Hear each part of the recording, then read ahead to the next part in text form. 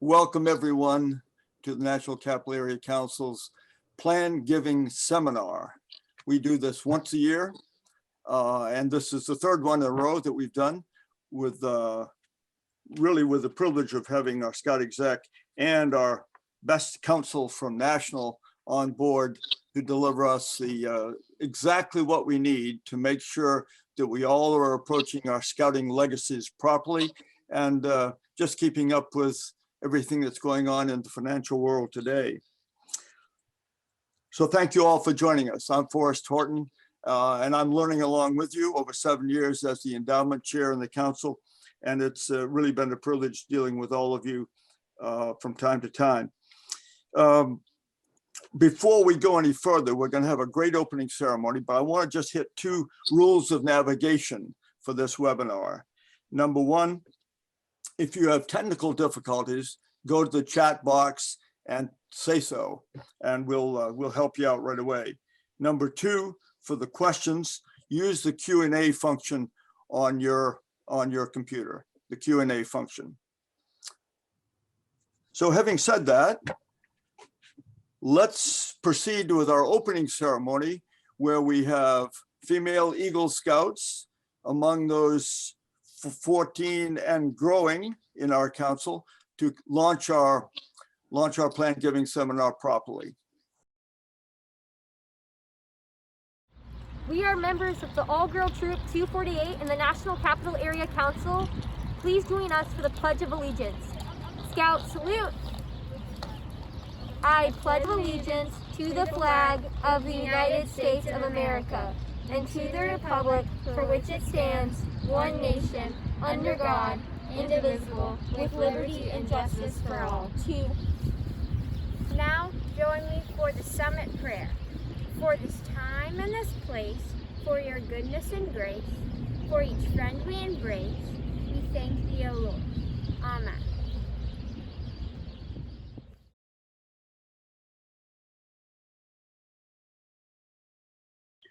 On my honor, I will do my best to do my duty to God and my country and to obey the Scout law, to help other people at all times, to keep myself physically strong, mentally awake, and morally straight. Please join me in the Scout law. A Scout is trustworthy, loyal, helpful, friendly, courteous, kind, obedient, cheerful, thrifty, brave, clean, and reverent. Wonderful. Thank you very much, girls. And it's wonderful to have you on board as representatives of all the girls in our council and across the country. We're about ready to launch into our Plan Giving Seminar, and make sure that you get all your questions up and in the queue as we go along, so that we will have plenty of time at the end, but get your questions as they occur to you and send them on in, please. One more point before we launch. Plan giving makes so much good sense that we cannot overstate its importance. If you think of the plaques in the halls at the Scout Center, if you think of the bricks on the patios at Camp William B. Snyder, or the patio at the Scout Center, all those bricks representing James E. West Fellows and beyond. Think of the Camp Snyder Chapel in honor of John Mosby Russell, Forrester Hall at Camp Homestead, Gray's Lodge at Camp Post, Sally's STEM Shack, and Michael's Workshop. They're all the results of people who thought ahead and wanted to make sure that their scouting legacy was in order and there for the future of our youth. And on top of that, add the figure of $14.6 million, which is our current level of endowment fund. And that has the position of being a now and later fund. Now that we spin off annual interest earnings of $624,000 in 2021 alone for operations, for maintenance, top priority maintenance projects at camp, and $87,000 for campership scholarships for kids who otherwise would not go to summer camp. We say thanks to all our donors whenever we see them. And that's the best gratitude that we could convey to them. Their names sometimes are in public places, sometimes not. But if they're in public places like on the chapel at Snyder, John Mosby Russell, it's there to be an example to other scouters and people who are doing the scouting of legacies and planning ahead. So we'll launch now with our scout exec, Craig Poland, going first. He's the gentleman from West Virginia, I always call him, and he's a friend of scouts everywhere. Craig, over to you. Great, thanks, Forrest. Appreciate the introduction as always. It's great to see everybody, even if it's in these small little boxes, as I typically say a lot when I'm talking on these Zoom calls. I want to thank everybody for taking the time to be with us today and to talk about planned giving. I'd also like to thank Forrest and the committee for pulling all this together and making sure that it's a worthwhile and productive event today. So thanks to those guys. I take a couple of minutes while we're together and talk about some thoughts, if you will, on the importance of the word plan and planned giving. And to do this, I'm going to share a personal story as I've been known to do on occasion. Last fall, my mom was diagnosed with leukemia. And at 80 years of age, the prognosis was not good for her. She put up a great fight. She battled till the end, but the prognosis was accurate. And 4 months after she was diagnosed, she passed away. In the time after she was diagnosed, she committed herself to her treatment, as you would expect. And of course, she had the mindset that everything was going to be okay. And it wasn't. I had to have several difficult conversations with her during that period of time to talk about all sorts of things, the business of the house, organizations that were important to her, all those types of things. And her response was always the same. And as Craig, we have time to talk about that. I just want to visit. I don't want to deal with that now. And as we know, we didn't have the time that we thought. Now, I share this with you, not for sympathy, but to make, I think, what is a very important point. And that is, none of us know how much time any of us have on this earth. And we're blessed to get every minute that we get. Taking the time to address these important issues in advance are more than just doing what we should. It's ensuring that we take care of organizations that are important to us. But most importantly, it's also making sure that our families who are left behind don't have to guess about these kind of things when we're gone. And that's what my dad and I are doing right now. We're trying to unwind all of those things, despite the existence of a will, that just weren't talked about, weren't planned for, and weren't taken care of. And that's kind of the beauty of planned giving. Another great example of how this can work to benefit many organizations can be seen from 2020. COVID created a substantial challenge for most organizations, and NCAC was not immune from that. Our inability, as we've talked about, to run summer camp, run in-person fundraisers, sell popcorn, run district activities, all those things came at a high financial cost for our organization. The reality is that we're blessed with having donors who actually thought about the future many, many years ago, and they made gifts to our endowment fund.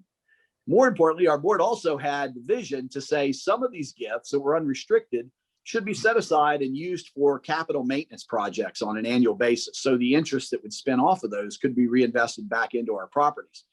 So last year, when the financial challenges hit us very, very hard, and they did, what we were facing was clear, but our board was actually able to redirect about $175,000 that flowed to capital maintenance projects that weren't needed last year and place those into maintenance for operating expenses to take care of our ranger and the day-to-day costs and things that impact our camps that allowed us to keep going and provide much needed budget relief. That was an incredible asset to our council. And it was a simple action that was taken by a number of folks without really thinking about what could be, but just knowing that they wanted to do something in the future to make a difference, and make a difference it did. There were a lot of councils that couldn't balance a budget, that struggled last year. We had our challenges, but because of that kind of forethought, it made a huge impact in what we do. Now, I know as we move forward, people are continuing to think about what they do with their estates. They're also concerned about the issues of the day, which includes our BSA bankruptcy. I know I worry about that. I know everybody does on a daily basis who's concerned about scouting. I'm hopeful that the process is going to be successfully resolved and resolved soon. And I would say to you, if you have concerns that are currently keeping you from making a planned gift and they relate to that bankruptcy, I fully understand that. And I think our committee does as well. But as you're going through those considerations, I'd like you to just keep a couple things in mind. First of all, a gift of cash or property that you make that includes specific donor designations that you choose, meaning things for time or purpose, those will restrict the gift. And by legal opinion, it'll protect it from third-party attack. That's an important note to make. The other thing important to note is that most gifts, meaning over 85%, are gifts that are made through bequests, meaning they come through wills. This means they're revocable. So they can be changed by the donor at any point in time. That means they can be revoked and pulled back and not given, removed as the commitment, or they can be modified. And that all comes as a responsibility and a choice of the donor. So those are some pretty important considerations as we go through doing this. As we have our seminar today, I know Colin, he's a great resource to have on this. We'll talk a lot about how you can make a planned gift and some of the mechanisms that are there. I wanted to focus more on why it's so important for you to do that. Unfortunately, my mom didn't specify a lot of organizations that she wanted to take care of, and she was involved in a number of them. So again, we're trying to guess at that. And I think whether it's the Boy Scouts or some other worthwhile organization like a church or university, the steps you take now to think about that and to plan for it will make it so much easier and ensure that what you want to have done is done when the time comes. I'll leave you with this quote, and I think it's kind of a plan giving quote that I use from time to time, and to me it really just kind of hits at the heart of what we're doing, and that is, a person has made at least a start on discovering the meaning of human life when they plant shade trees under which they know full well they'll never sit. So if you think about that, that's exactly what we're doing with planned gifts. We're planting shade trees that many of us may never sit under, but as we saw last year, will benefit huge numbers of people in the future. Thank you, guys. Thanks for being with us today.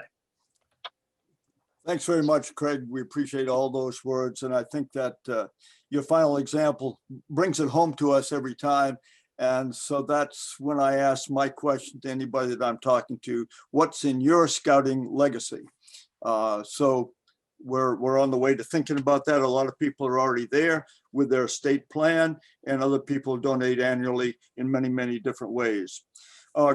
Colin is standing by. He's going to jump in. As I said earlier, he's our counselor. He's our best friend at National, and he has joined us. This is the third year in a row to help answer your questions and to get you on the right trail for your estate plan and plan giving and thinking of scouting in the future. Colin, good to have you here. Well, good to be here. And thank you so much, Forrest, for your leadership in so many ways. And certainly, Craig, you had some incredibly great things to say. And I'm going to be echoing a lot of those as well, because 2020 pointed out a lot of things that reminded a lot of people about the fact that we are, in fact, human. And it's kind of important that we try to put things in order, that we try to, get things in place before it's too late. And so we're going to highlight some of that today. But let me go ahead, give me just a second here to bring up the presentation itself. But yeah, and by the way, if you have any questions today, do use the Q&A function on your screen, on the Zoom screen. We're not going to try to answer them live, like in real time, but afterwards we'll get to the questions so that we can discuss a little bit more about things we maybe hadn't covered that you would want to make sure we covered in the Q&A. Yes, how things have changed. My last real visit was to the NCAC Plan Giving Seminar last year. And this was the beautiful view at my window of the Marriott in Bethesda, the one that's right across from the metro station, kind of right there next to Ruth Chris and all of that. And I took this picture to show my wife, don't be jealous about the fact that, you aren't here with me. This is my view. And I'm ordering in from Mayflower Chinese for dinner. So you're not missing a whole lot, but who knew that like 10 days later, I would miss this. So this was my last trip. So it's great to get back together with all of you for today. The thing about plan giving that's so neat is it's not transactional. It involves relationships, not just between the council and the donor, but it involves an interaction with the family members. It involves, getting advisors involved. It involves getting everybody kind of on board and thinking in different terms for gifts. Psychologically, all of us have compartmentalized different cash and gifts and assets and things that we have in our mind a certain use for, a certain purpose for. Most people think only in terms of cash when it comes to charitable gifts.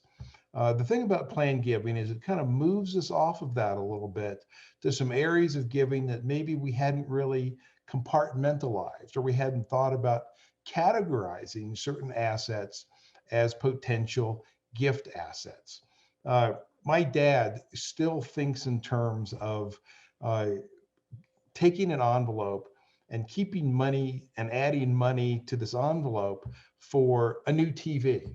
You know, he would have suit envelopes, he would have TV envelopes, and because he was thinking psychologically about this asset, this pile of cash is for this particular purpose. And we all do that to some extent. Even though he hasn't bought any of his last 10 TVs I have, he still does it because we all think in terms of compartmentalizing. And that's where planned giving can really come to the forefront and sort of change a lot of what we're thinking about and make a lot of things possible, because it's not just cash flow we're talking about. We're talking about gifts of assets. I wanted to review very quickly kind of where we were with all of these changes and all the things going on around us, you know, related to taxes and giving, the acts that passed, the Secure Act last year, and then the act that passed earlier this year. We'll talk a little bit more about IRAs to some extent when we get a little further down in the presentation.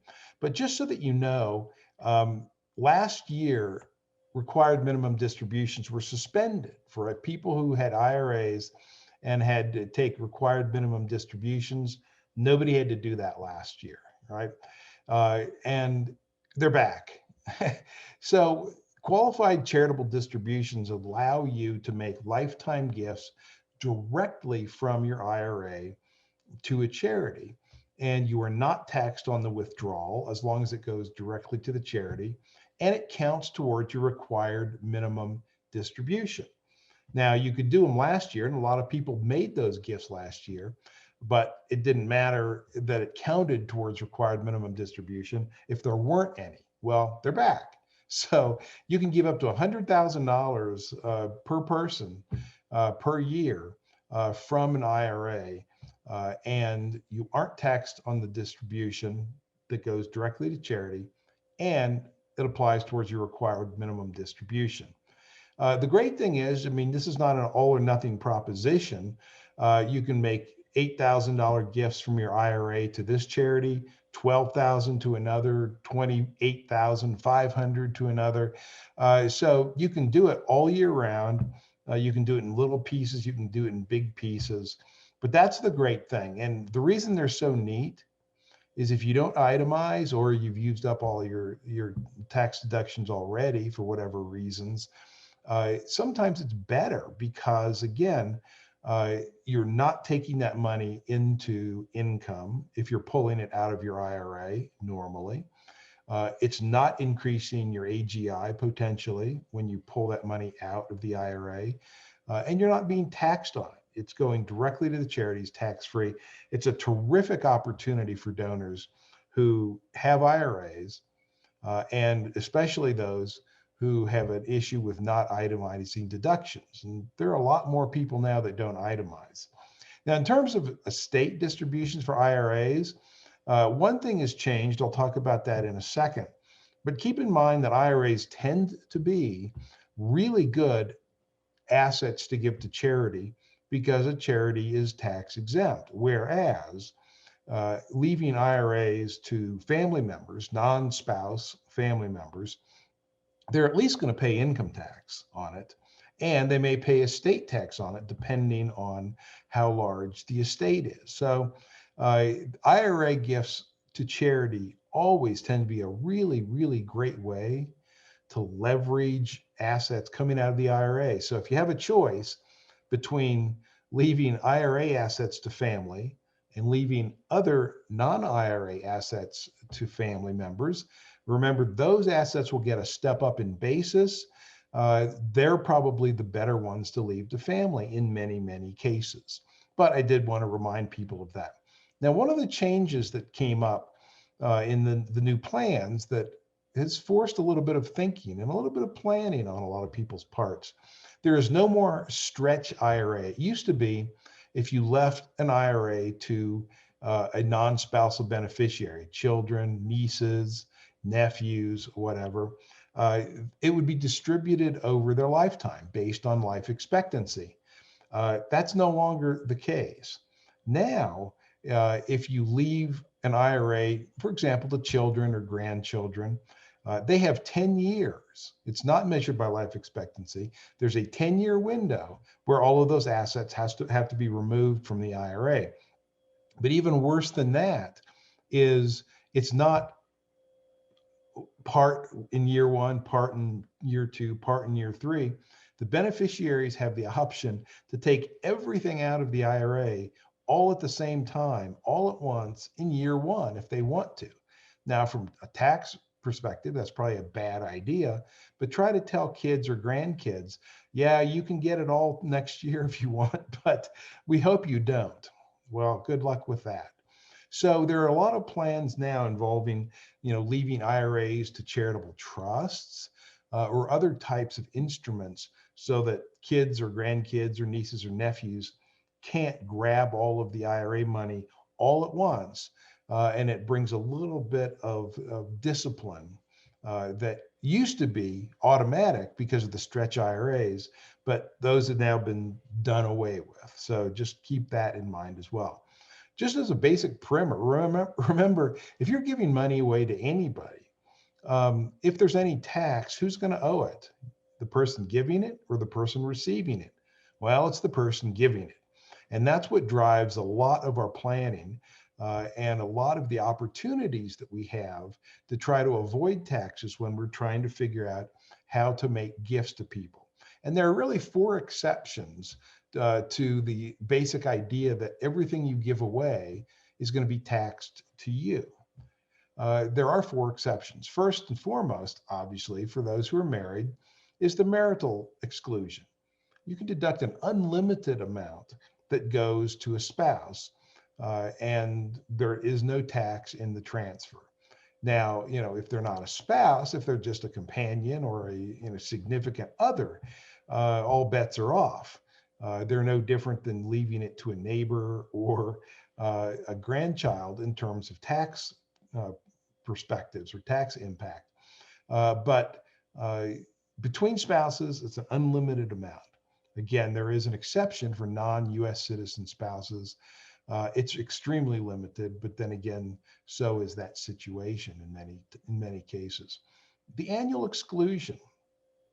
Everybody watching today can give everybody else on this call $15,000, and there is no tax ramifications for doing it.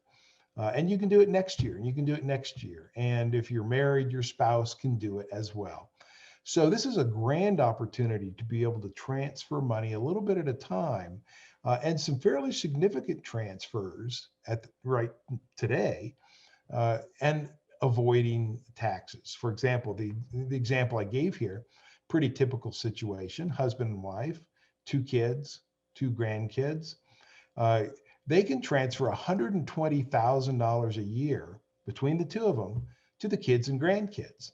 15 from the husband, 15 from the wife, to each of the 2 kids and to each of the 2 grandkids. So it's a great opportunity to be able to transfer $120,000 a year for this couple to people they want to eventually have these assets. They could be transferred into trust. They don't have to be outright transfers, but this is still intact under the current tax laws, and it's a terrific way to plan in advance, and transfer relatively small amounts, but have a huge impact over the course of several years. The lifetime exclusion, at least for now, is still alive and kicking. The opportunity for each of us to give almost $11.8 million to other people. It's actually 11.7. But what that really means is a couple needs to have an estate of about $23 million before they run into any issues whatsoever in terms of transfer taxes. That takes about 99.9% of the estates off of the table in terms of transfer tax. So that's a pretty good deal. And that way, trusts are still important for planning purposes, but a lot of times people would create trusts for tax saving purposes. That's really not needed for the vast majority of folks. You still may want it because you don't want your kids to have the money at too young an age. You may want an overseer to make sure the money is used properly, but you don't have to really do it for tax reasons anymore. And that's a great deal. Now, don't get too comfortable, because even though this has been going up and going up and going up for the last few years, it's potentially about to plummet unless Congress does something about it. It sunsets. The current law is scheduled to sunset in 2025. It's only 4 years from now, where all of a sudden that 11.7 million per person drops to 5.5 million per person, a gigantic drop. That really puts a lot of families back in the estate tax problem pool. And so keep an eye on that. That's why that lifetime exclusion, well, that's why actually the annual exclusion, the 15 million per person, for everyone you want, that may take on a little bit more significance for estates that are reasonably big, but not gigantic, that are going to be potentially hit by this regression to the 2017 levels. So keep in mind, that is something that's going to happen. Now, Congress has claimed at this point that they are not going to try to claw back gifts that have been made under the previous rules. So in the next 2-3 years, kind of keep an eye on where this is going, knowing that you can give stuff away at the higher levels. And even if it plummets, they can't claw that back the next year in 2025. But that's a fairly significant deal. Then, of course, there is the charitable exclusion. They really haven't done anything with that. Again, if you don't have a taxable estate, it doesn't really matter that you're making a huge gift to charity. But again, most people do it for legacy purposes. Most people make gifts to the charities they love in their estate because they love the charity and they want to support its mission, not just for tax reasons. So those are the main, I guess, areas of tax that I wanted to cover. Oh, there is one other item. This year, you can get a $600 tax deduction for non-itemizers. Now, for a lot of people, that's really not the main event. But for a lot of mid-level donors, for a lot of families who are giving to FOS, who are giving to your annual campaign, who are attending events, things like that, if they don't itemize, and there are a lot more people that don't itemize because they've raised the standard deduction so high, this is at least something. It's kind of a consolation prize, but I did want to at least point it out. Now, what kinds of gifts should you consider? Well, the vast majority of household wealth is in assets. And like we said at the very beginning, we tend to be hardwired to think in terms of using cash only in terms of our charitable giving. We don't really think about the fact that we have all of this other wealth, and some of it is really not doing much at all in terms of generating income. It may not be growing very much. And all of that represents a potential aspect of giving. Now, what exactly is planned giving? It's not just gifts of assets. It's making them in different ways than perhaps we had thought about previously. It's really not a type of gift. I hate to confuse people by trying to get them to think in terms of what a planned gift really is. There's an old saying that people want solutions. They don't want names of solutions.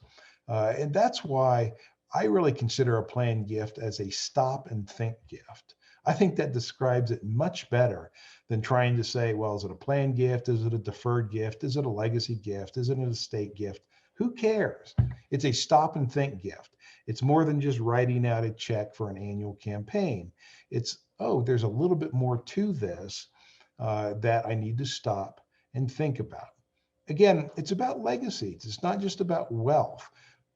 These types of gifts are not just for the wealthiest among us.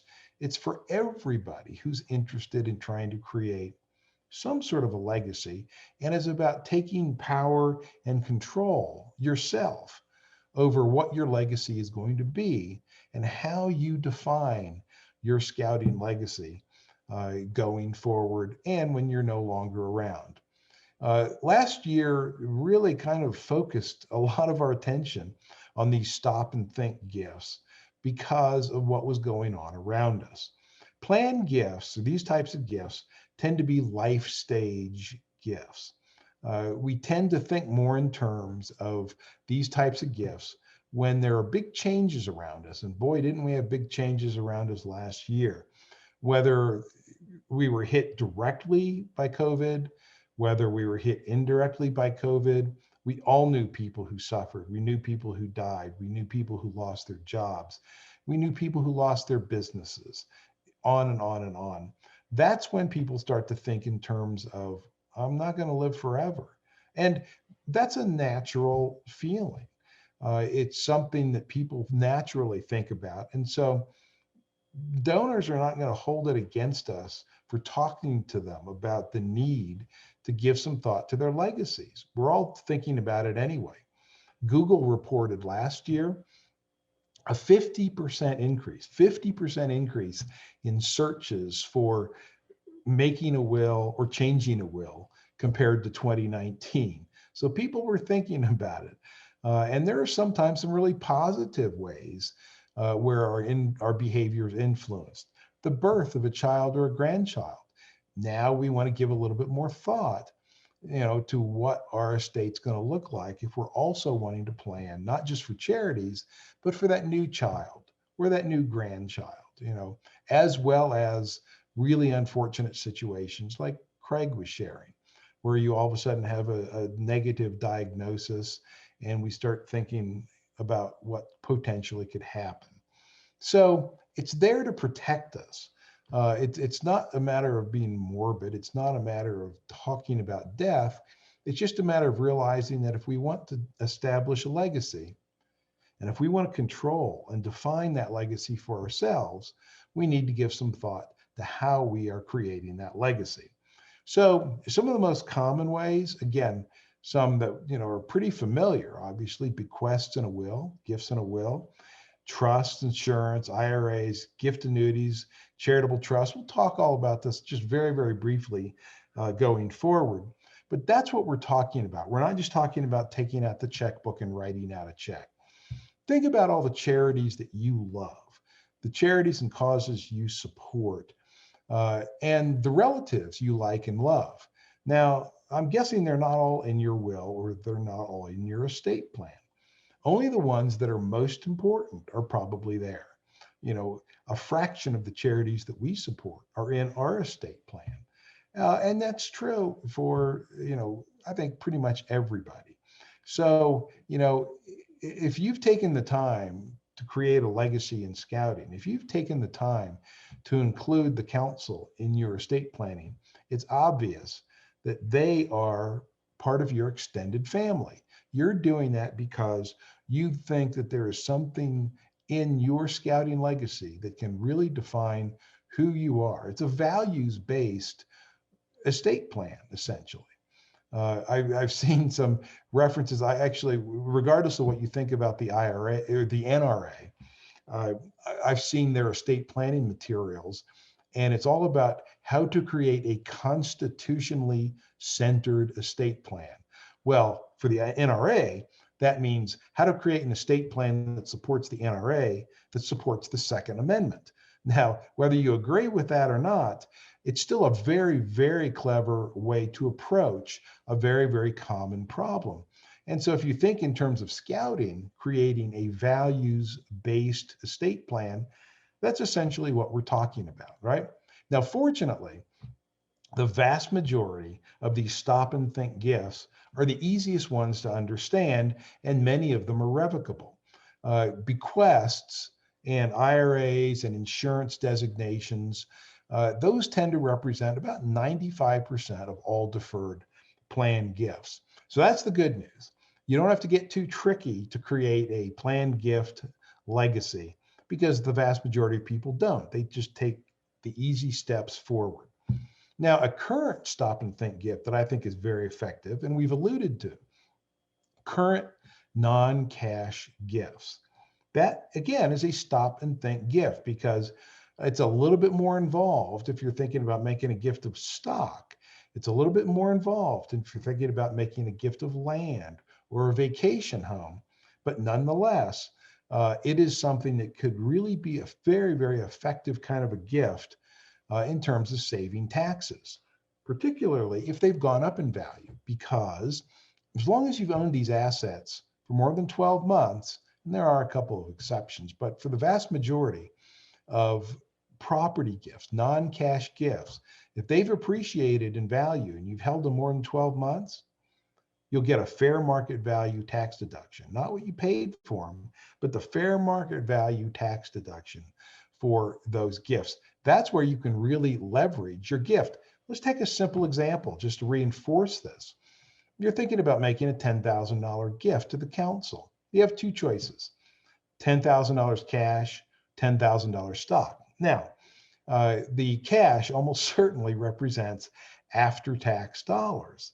The stock, however, represents pre-tax dollars, because if it's appreciated, then you are going to get the fair market value for a tax deduction, not cost basis.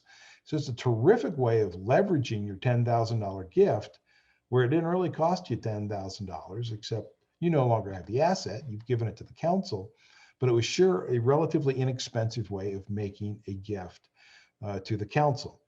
For a slightly more elaborate example, a gift of land. You're thinking about either a gift of land or the cash equivalent of the value of the land. Well, in this case, again, you're going to get a tax deduction for the fair market value. The tax deduction is the same for both. But when you're talking about pre-tax dollars and avoiding capital gain on the land, and after-tax dollars for the gift of cash, you can see why people start to shift their thinking in terms of how they're going to make their gifts. This was from, you may recognize it, this was just from this last Sunday. From the New York Times, there was a complete article about how many people were bored. They weren't traveling. They weren't going out to expensive restaurants. So they were sitting at home buying stuff. They were buying collectibles, and the collectibles market was just going crazy. Well, all of a sudden, here you have some assets that could be the basis for a gift, either a highly appreciated gift, or as the market crashes and people start traveling again and eating in expensive restaurants, then the values drop. They'll still make terrific gifts if people decide they really didn't want that Mickey Mantle baseball card. By the way, among these sales, last year, Mickey Mantle rookie card was up to 5.2 million at auction. So if you've got some sitting around in a box somewhere, you might consider doing something with them. I think back when I was a kid, I had Mickey Mantle cards in the 60s. They weren't rookie cards, but you tended to take the players that you loved the most, and they got a very prominent place of honor in your world as a 10, 11-year-old boy. And that was attached to the rear spokes of your bicycle. So I don't know how many Mickey Mantle baseball cards I shredded on the rear wheel of my bike, but I'd sure like to have those back right now. But again, that's why they're so valuable, because very few people appreciated them.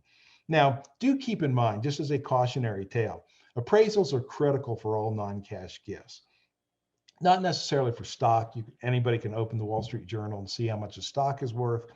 But when it comes to your Mickey Mantle baseball cards and your land and non-publicly traded stock and artwork and copyrights and all of the other stuff that makes up this huge, wonderful world of non-cash assets, appraisals are critical.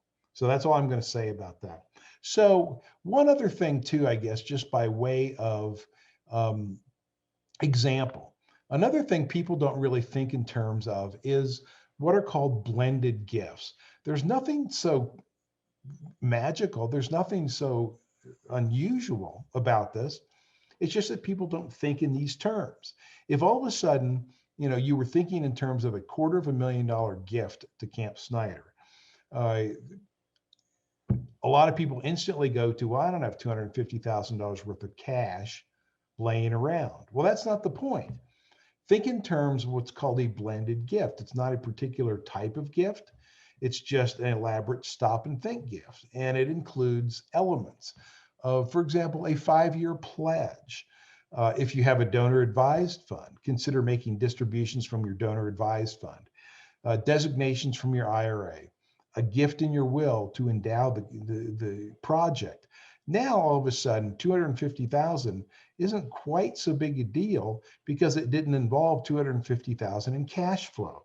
It involved several different things to make up the whole. So it's a simple concept, but many people don't even think in those terms. They just, they're not used to thinking about making gifts in ways other than with cash. Again, wills. We've talked a lot about them. If you hear nothing else today, please give some thought to updating your will. Certainly, if you don't have a will, but I would like to think that everyone watching today has a will. They just may not be current, but it's critical that you do that. And again, it's not just about leaving stuff to your relatives and your family. Yes, that's important, but so too is the ability to make gifts to charity. Craig highlighted that in a very painful way at the beginning of the seminar today. All of these wonderful organizations that meant so much to his mom, she could have done something if she had, taken a couple of minutes. You can't blame people for not doing it. Her attitude was very, very typical of there's plenty of time to do that. I don't need to do that right now. Everyone wants to be optimistic. But wills can not only make gifts to family, they can make gifts to charities that you love, and they can do a lot of other really important things like pick an executor, a guardian, especially if you've got young kids or grandkids and you're trying to leave some assets to them.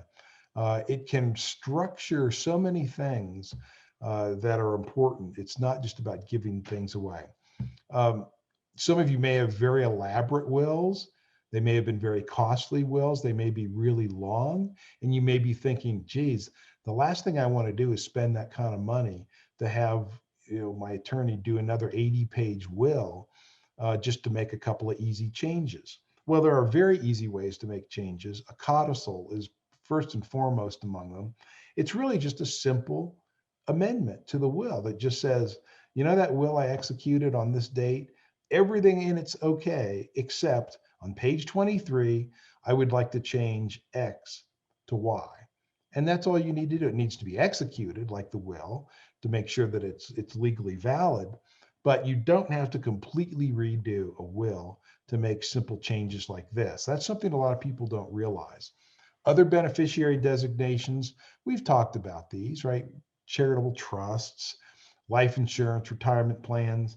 Again, they have the advantages of being revocable, and they have the advantages of being really easy to do. There are, of course, income producing gifts, and we won't spend much time talking about them, but just to acquaint you with the fact that there are gift annuities in particular, easy to make, guaranteed income, some of it part tax free from a gift annuity. You can start the income now if you want. You can defer it to later. You'll get income for the rest of your life, and then eventually the money is taken out of the gift annuity fund and goes to the charity, hopefully in your case, the council of your choice, and hopefully the council of your choice is the National Capital Area Council. Charitable trusts are a little bit more elaborate than gift annuities, but they've got a lot more flexibility in terms of what you can fund them with. You can fund them with virtually any asset, including your Mickey Mantle rookie card. And you've got a lot more flexibility in terms of who the money goes to, both the income and the remainder beneficiaries at the end. And they're very, very flexible. Again, we don't have time to talk about them in detail today, but I just wanted to make sure that you were reminded of that. Life estate gifts have been a really unusual growth area in charitable giving recently, where you have a home, a vacation home or something like that. You want to keep it, you want to keep using it, but eventually you want the council to get it. Well, could you leave it in your will when you're gone that this vacation home goes to the council? Yes, of course you could. But by doing it now through a life estate gift, nothing changes. You keep using it, but you get a current tax deduction by essentially executing a document that says, yes, the council will get this, when I'm gone, but I get to use it now until then. Donor advised funds are a really, really important part of philanthropy these days. That's been the big growth area at the foundation, BSA Foundation, but it's a huge growth area for university foundations, community foundations, and certainly among the big ones, the Fidelity Charitable Arm, Vanguard, Schwab, they all have massive donor advised fund programs. And they're really very cool. It's basically a charitable checking account where you can make the gifts now into the fund, you get the deductions now, and sometimes you've got a tax problem. You've got a cash problem and you don't want to just give it to, you don't want to have to pick the charities now, but you'd like that opportunity to do it with a little bit more leisure time. So the gifts can go into the donor advised funds, and then you can decide later who it can go to. And the donor advised funds, even at the BSA Foundation, can go virtually everywhere. We have a couple of donor advised funds. They benefit everybody from the local council to Philmont, to the council in Belgium, to Dartmouth, to Greater New York library system. It's all over the map. That's the great thing about a donor advised fund. It's kind of one-stop shopping. Again, stop and think gifts can really help you establish your scouting legacy in a way, in a very controlled way, in a very powerful way that just simply current cash gifts can't always do.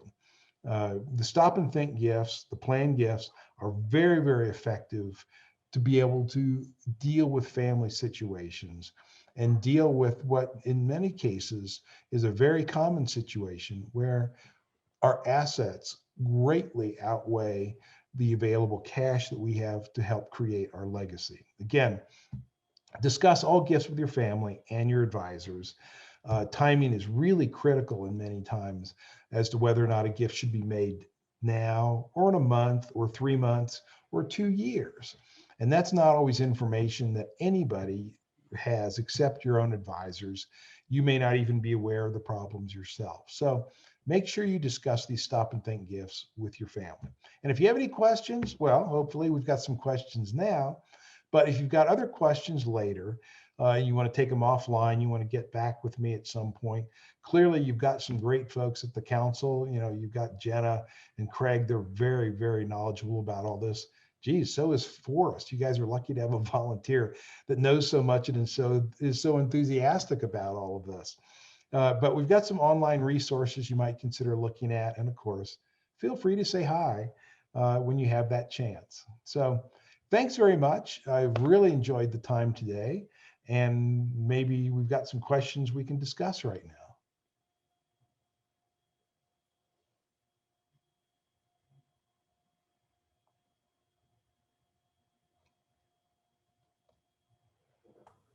Just a reminder too, to use the Q&A function if you have questions.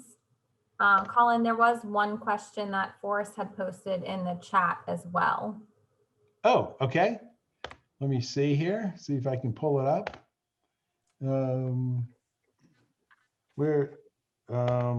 I see nothing in my chat box. It Sorry. says, we know how well the stock market has treated us and continues. What are options and best ways to use stocks to pump up your donor advised fund to then support your favorite charities? Oh, what a great question, because you're right. I mean, some stocks have just gone crazy in the last year and a half or so, depending on what you're looking at. The vast majority of new gifts to donor advised funds are stock gifts. That shouldn't be a huge surprise because a lot of people have donor advised funds with Fidelity, Vanguard, Schwab, and it's really easy to move assets from one Fidelity pocket into another Fidelity pocket. So that's a great way to do it. But even if that doesn't describe you, even if you have a donor advised fund with a community foundation or the BSA Foundation or a university or somebody like that, it's a terrific way to make those gifts now into your donor advised fund, get the deductions for the fair market value of those stock gifts. And then you can decide later on who you want those assets to be transferred to from your donor advised fund. Now, let's look at, this wasn't the question, but let's just take 30 seconds to discuss what happens if I've got stock that's depreciated in value, right? Because some of them have dropped. I won't mention some of the blue chips that I bought that have let me down. I tend to keep a BSA portfolio where I love investing in companies that BSA leadership are involved with. Well, a couple of them have let me down recently, and I won't go into who they are. But if I were to make or consider making gifts of that stock, I could do it. Of course, the procedure is exactly the same. However, if stock is depreciated, my recommendation is to sell it first. And then you not only have cash in the same amount as if you gave it to the council, but you also have a loss deduction. You have a capital loss deduction that you can apply to other capital gains sales that you may be stuck paying tax on. So whereas selling appreciated stock and giving the assets is usually not a very good idea, selling depreciated stock and giving the assets is usually a very good idea.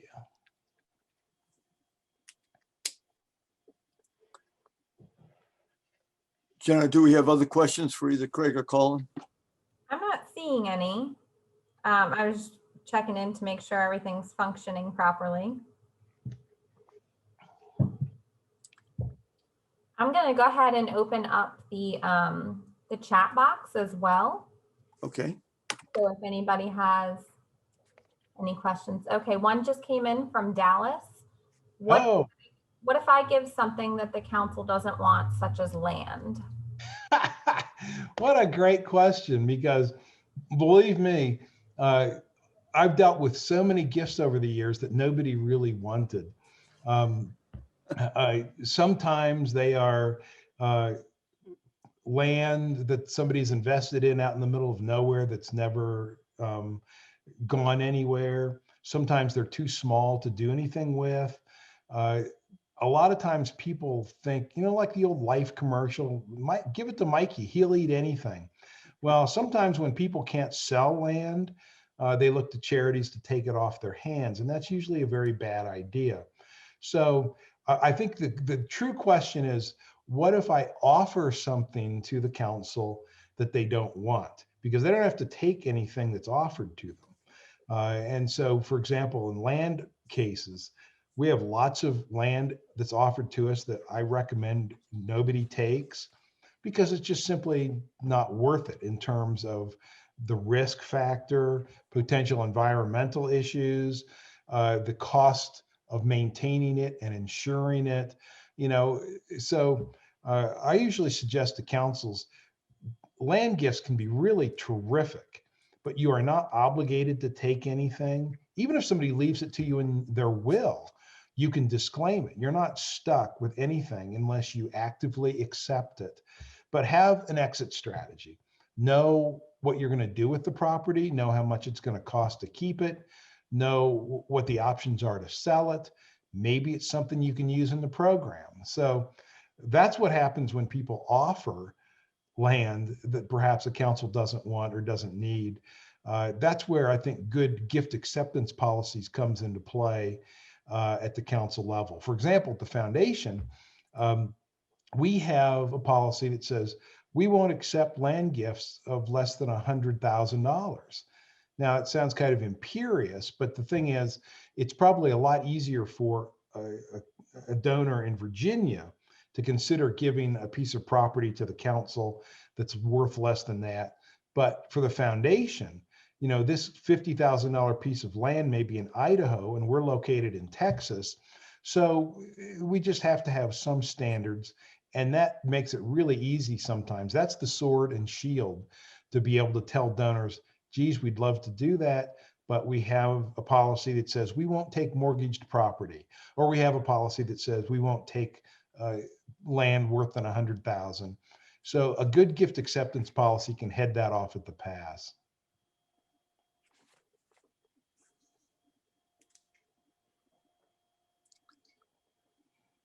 And of course, you can always make exceptions. The foundation had a policy that said we wouldn't take mortgaged property. And we had a donor that came along and said, I have 110 acres next to Francis Ford Coppola's in Napa Valley that I'd like to give you, but it owes $11,000 in back taxes. Right? I was ready to pull my wallet out and pay the 11,000, you know, so you can always make exceptions. You know, only a fool would have turned down 110 acres in Napa Valley on Rutherford Ridge because it had 11,000 in back taxes. But most of the time, the exceptions aren't quite that obvious. We still own the land too. So if any of you are thinking of starting a vineyard, let's talk. We're a few years too late. Craig and Colin, both, we thank you immensely for sharing your time and your wisdom with us. And from our Scout exec, sometimes I think he should be a life coach as well as a Scout exec, and he probably is, because he always has a great perspective on things that the rest of us have never even thought about. So we thank him very much for that. And Colin, thanks for being with us today instead of on the slopes, perhaps at Taos. You have to take a break sometime. But thank you again for sharing those details with us that invariably have caused us to write down more questions or more checkpoints for ourselves than for other people. So thank you both for your words today and for being with us. And many thanks to all for being with us today. You're a select group, the biggest group we've had in 3 years.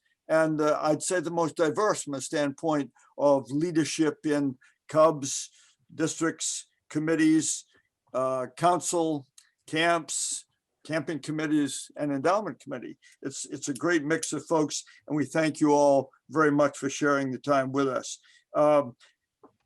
As a follow-on, take a look at those plaques at the Scout Center. Take a look at buildings on Goshen and out at Snyder, and get your boots on the ground. There's no way to clear your head and think a little bit better and more expansively about scouting than to get boots on the ground out at the camp when there's stuff going on, which will be all summer long, according to our current plans. Boots on ground is the way to go. And then you will know how you tell your relatives, your neighbors, your friends, your colleagues, why you support scouting. And then perhaps driving through Washington, you stop there at the Scout Memorial on the South Lawn, just down from the Capitol, and take a look. So be thinking about your own Scout legacy, your estate planning, and plan giving in general. And remember, you're walking in the footsteps of Baden Powell, President Teddy Roosevelt, Dan Beard, James E. West, our first Scout executive, and more recent leaders like Noam Augustine and Bob Gates, of course. Our legacy is to give by example, and we use those who give today as examples for those tomorrow, regardless of where you are, from Cubs to college or somewhere in the mix. And lastly, please give us feedback on this training session and spread the word as well. And if you have additional questions, by all means, get them into Jenna or into Nick Davis, who works in Jenna's office, and we'll take care of those questions and get you an answer back. So many thanks to everyone. I did want to give you one concluding thought. This is our third plan giving seminar in 3 years. And it's also the time for our third Plan Giver of the Year in the National Capital Area Council. And what we found is that it's very easy to figure out a whole list of people to call our Plan Giver of the Year. But we started 3 years ago with John Mosby Russell, who had been giving charitable annuities and working with Colin for years and years. He's still a 92-year-old Eagle Scout who comes to my endowment committee meetings in uniform. So that's a real treat.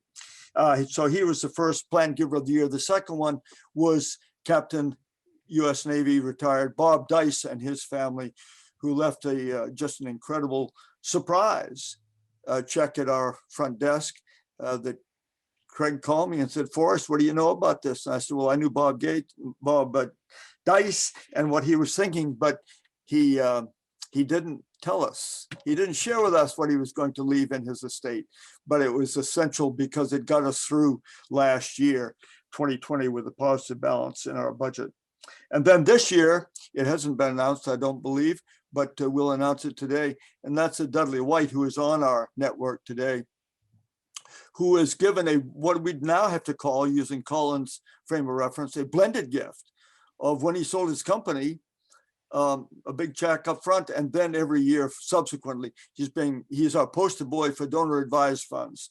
So Dudley, congratulations. And on the 22nd of May, everybody else will know that as well. It's great having you as our Plan Giver of the Year. So thanks again to everybody, particularly Colin and Craig. It's great having you with us. And as I said, we need your feedback. So we've made this just in about 1 hour total. A great session. Many, many thanks to you all, and safe trails to everybody and your families. Thanks for joining us. Thank you all. Please don't forget to take the follow-up survey that'll come out shortly after this training, and visit our new website for more resources. Have a great day.